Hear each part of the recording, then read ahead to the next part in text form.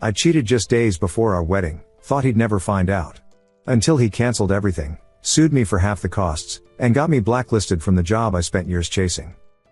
I don't even know where to start. My life is completely effed and it's entirely my fault. 2 weeks ago I was supposed to get married.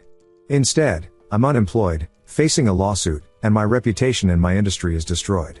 All because I thought I was untouchable. I'm 28F. Was engaged to Cameron, 30M, for a year, together for 3.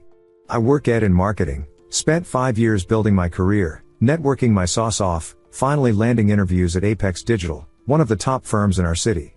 Everything was perfect on paper. Here's the thing about me, I've always been the one in control in relationships. Not in an abusive way, just.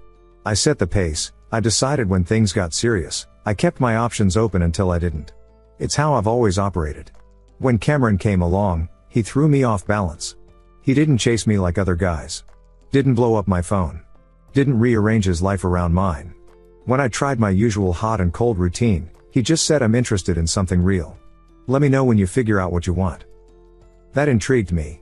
Long story short, we got together, and it was good. Really good. He was ambitious, had his SHT together, worked as a software engineer at a major tech company. But I never fully let my guard down. Always kept that little bit of distance, you know? When he proposed last year, I said yes. Of course I did. It made sense, we looked good together, our careers were taking off, our families got along. But as the wedding got closer, I started feeling trapped? That's not the right word. Restless, maybe. Then came my bachelorette weekend last month in Miami. My college friends flew in, including Ava, who'd always been weird about my success, but whatever, we'd known each other forever. The first night, we hit the clubs in South Beach. And that's when I saw him, Javier, my ex from senior year. The one who got away, or more accurately, the one I pushed away because he was too chaotic for my 5-year plan. I should have walked away. Should have grabbed my girls and gone to another club.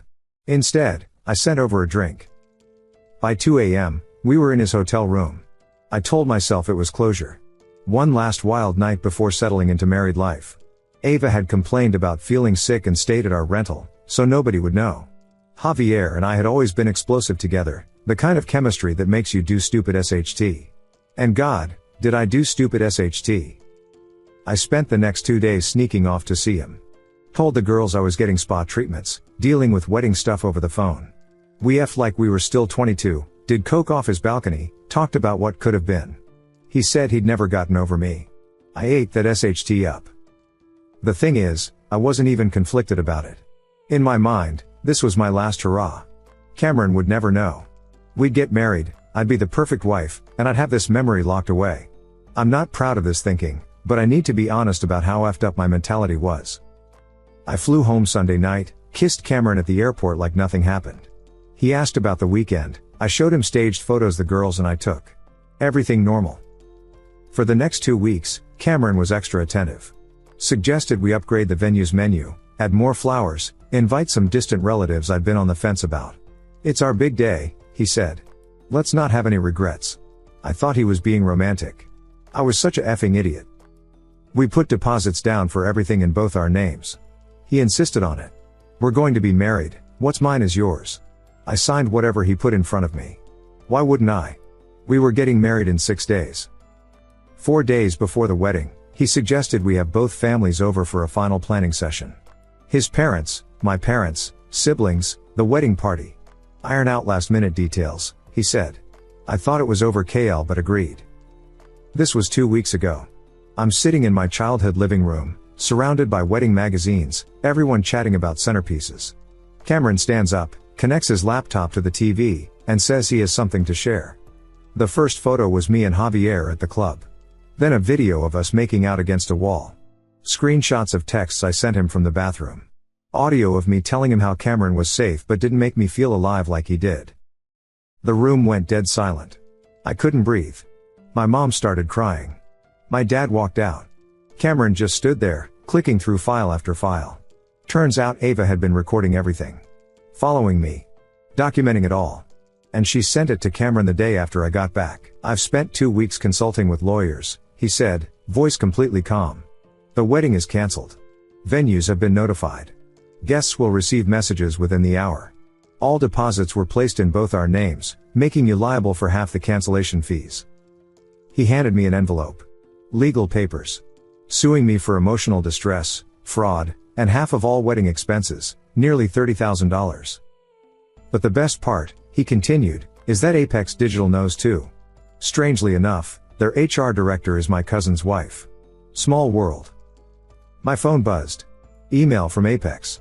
After careful consideration, we've decided to move forward with other candidates. My career. 5 years of grinding, networking, ass kissing. Gone. Cameron packed up his laptop, hugged my mom, shook my dad's hand when he came back, and left. Didn't even look at me. His last words, the locks have been changed. Your things will be in storage. The bill will be forwarded to you. That was 2 weeks ago. I've been staying with my parents. The industry is small, everyone knows. I've applied to 50 jobs. Nothing. Cameron blocked me everywhere, but I see him through mutual friends' social media. He's already dating someone, Bianca, the woman who trained me at my last internship. The one I always felt threatened by. She just got promoted to the exact position I was supposed to have at Apex. I did this to myself. I know that. I threw away a good man for a weekend of nostalgia and BS. But the calculated way he destroyed me? Making sure I lost everything? That's what keeps me up at night. I guess I finally met someone I couldn't manipulate. And he made sure I'd never forget it. Edit, since people are asking, yes, I know I'm a piece of SHT. Yes, I deserve this. No, I'm not looking for sympathy. I just needed to tell someone how badly I effed up. Edit 2, to everyone asking why Ava did it, we ran in the same professional circles. She applied to Apex twice and got rejected both times. Guess she figured if she couldn't have it, neither could I. Update 1, 1 month later.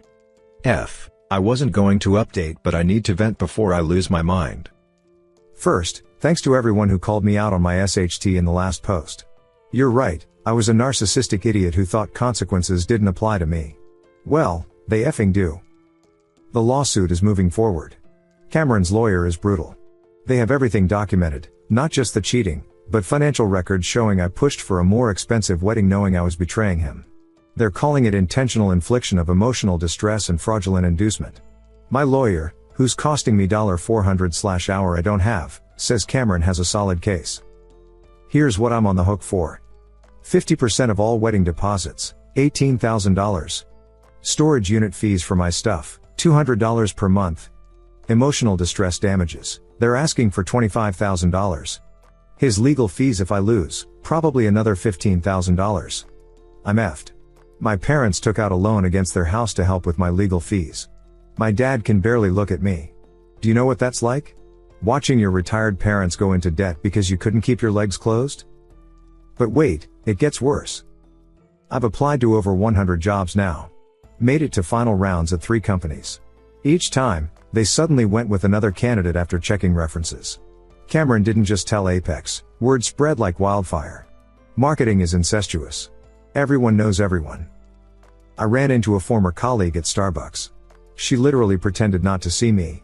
When I called out to her, she said, "I can't be seen with you. Sorry." And walked away. My LinkedIn is a ghost town. Connections dropping daily. I went from 2,000 plus to under 500. People are actively distancing themselves. The kicker? I'm working at effing Target. $15 an hour. Stocking shelves at 3 a.m. because I can't afford to be picky. My coworkers are mostly kids fresh out of high school. My manager is 22. I have an MBA. About Cameron and Bianca, yeah, they're official. She posted photos from some tech conference they attended together. She's wearing a dress I recognize, one he bought for me last Christmas that I left at his place. In every photo, they look happy. Genuinely happy. The way we never quite looked because I always kept one foot out the door.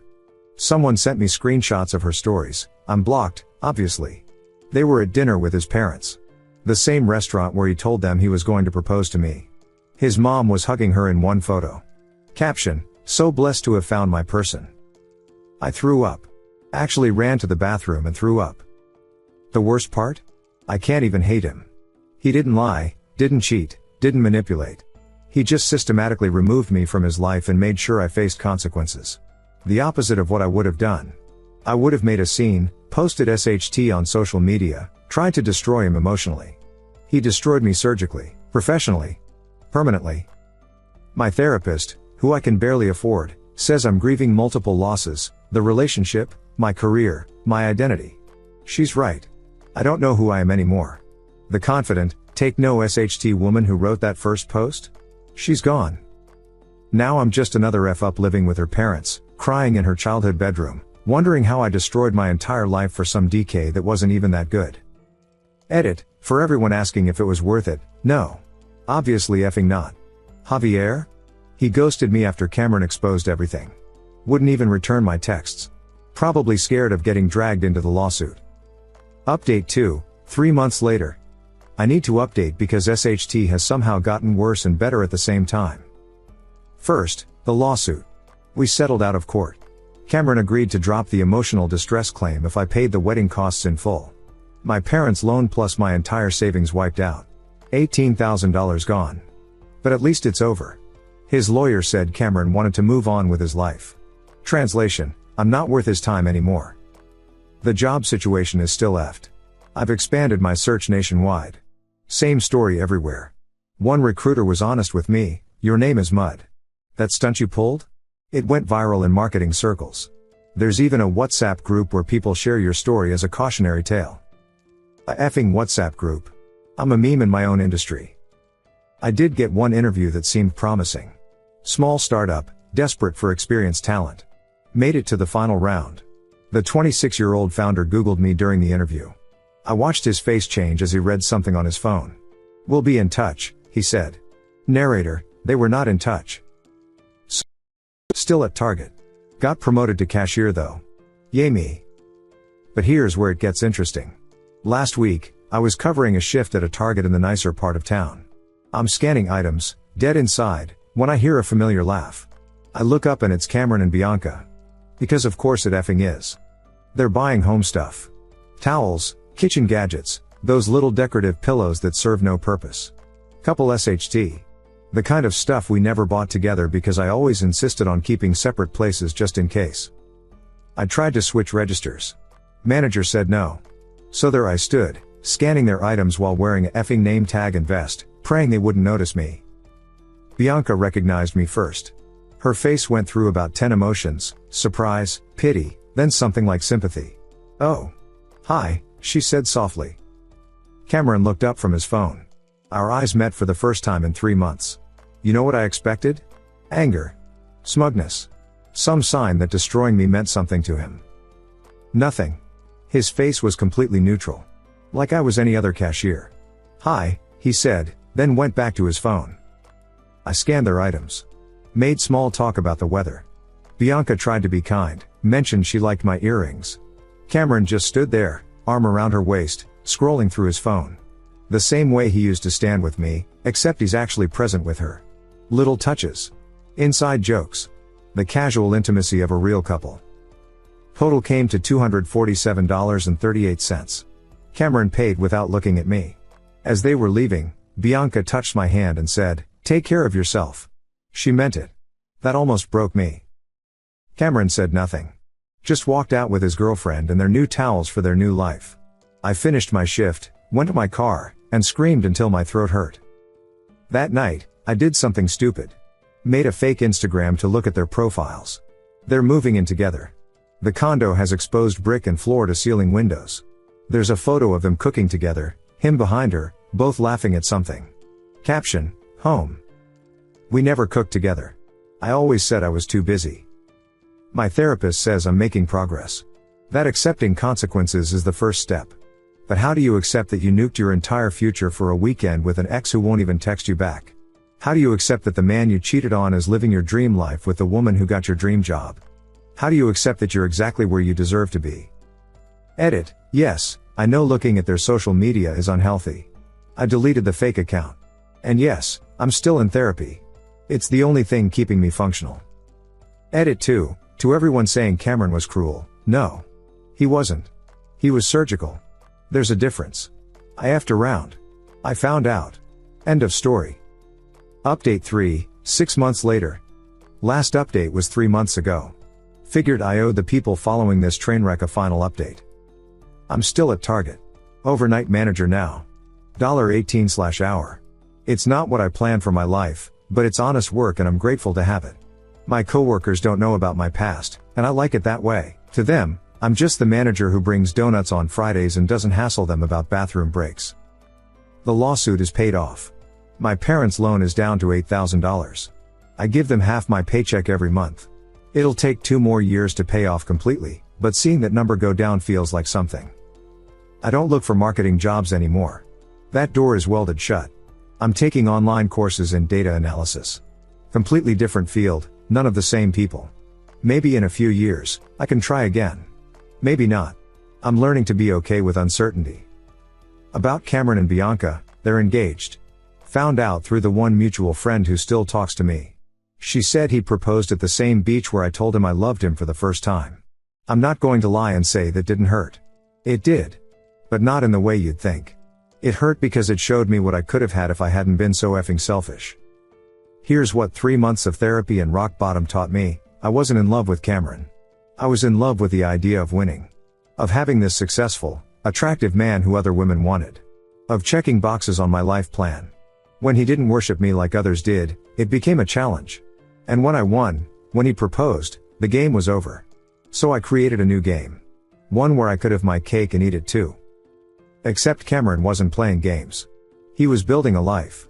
And when I showed him I wasn't interested in building it with him, he found someone who was. I don't blame him anymore. Not for exposing me, not for the lawsuit, not for moving on.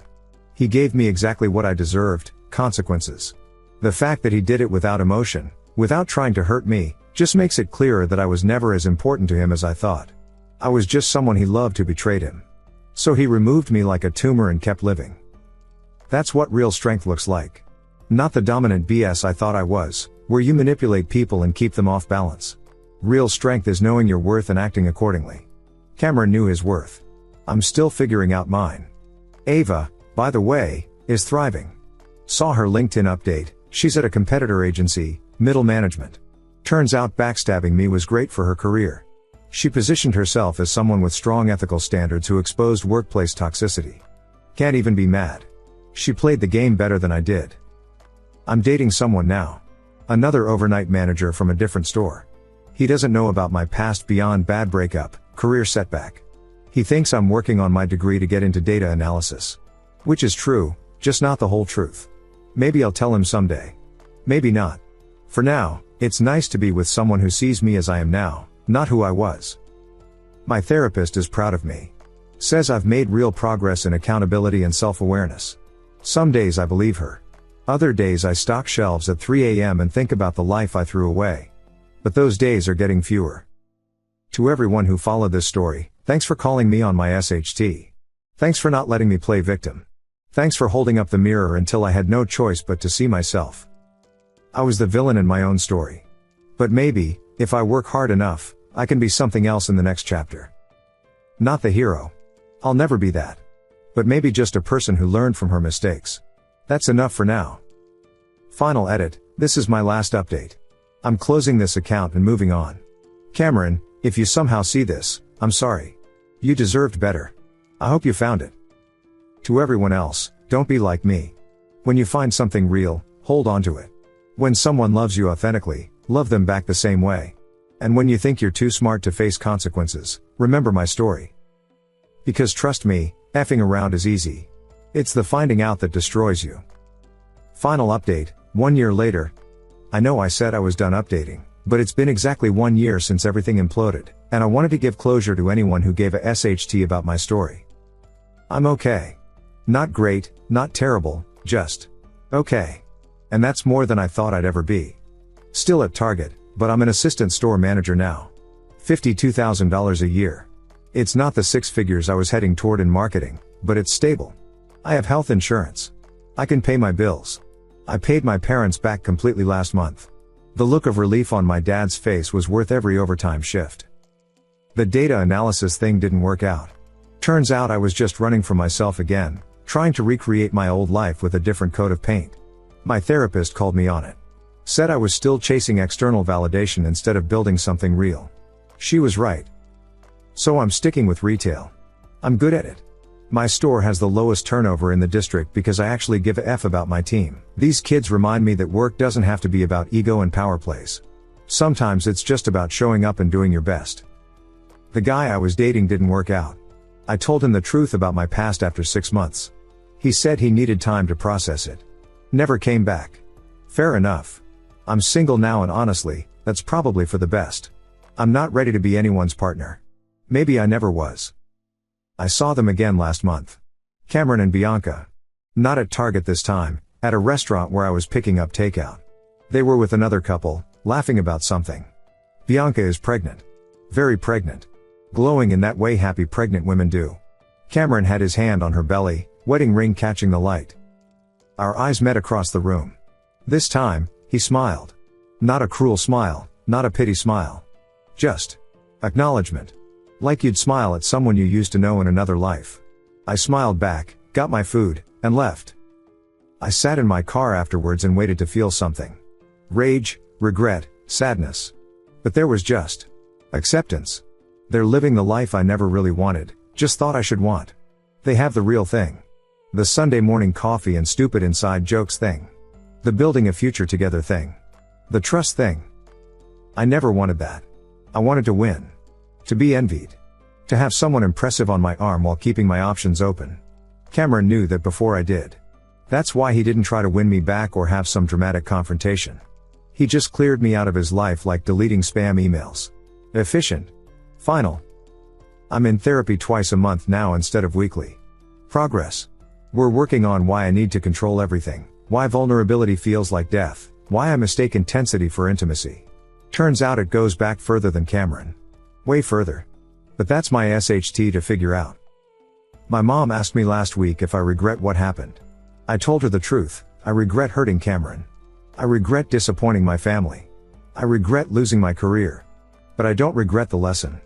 Because if this hadn't happened, I'd still be that person. The one who thought she could manipulate her way through life without consequences. The one who collected people like accessories. The one who was heading for a bigger crash down the line. Cameron saved me from that person, even if it wasn't his intention. He gave me the gift of consequences. Of rock bottom. Of having to rebuild from nothing with no one to blame but myself. So to anyone reading this who sees themselves in my old behavior, stop. Just effing stop. The control you think you have is an illusion. The games you're playing have stakes you can't see. And the people you're using are actual human beings who deserve better. And to Cameron, who will never read this but deserves to hear it, thank you. You could have dragged it out, could have made it messy, could have tried to hurt me the way I hurt you. Instead, you showed me what actual strength looks like. What integrity looks like. What moving on looks like. I hope your kid gets your discipline and Bianca's kindness. I hope you build the life you deserve. I hope you never think of me at all. As for me, I'm building something too. Not a career or a relationship or a reputation. Just a life. A small, honest life where I show up, do my work, pay my bills, and sleep without guilt. It's not Instagram worthy. It's not impressive. But it's real. And after everything, real is enough. This is actually my last update. I'm keeping this account as a reminder, but I won't be back. If you hate reading this hoping for more drama, sorry to disappoint. I'm just a woman working at Target, going to therapy, and trying to be better than I was yesterday. That's all any of us can do. Final edit, for anyone asking, yes, I'm still in therapy. Yes, I know I was a terrible person. Yes, Cameron won. Yes, I deserved everything that happened. No, I don't expect sympathy. I shared this story because sometimes people need to see that consequences are real and change is possible. Even for people like me. Especially for people like me. Be good to each other. Or at minimum, don't be what I was. Peace out. Thank you so much for watching until the end. If you really like our videos, please don't forget to like, share, and subscribe. Have a great day.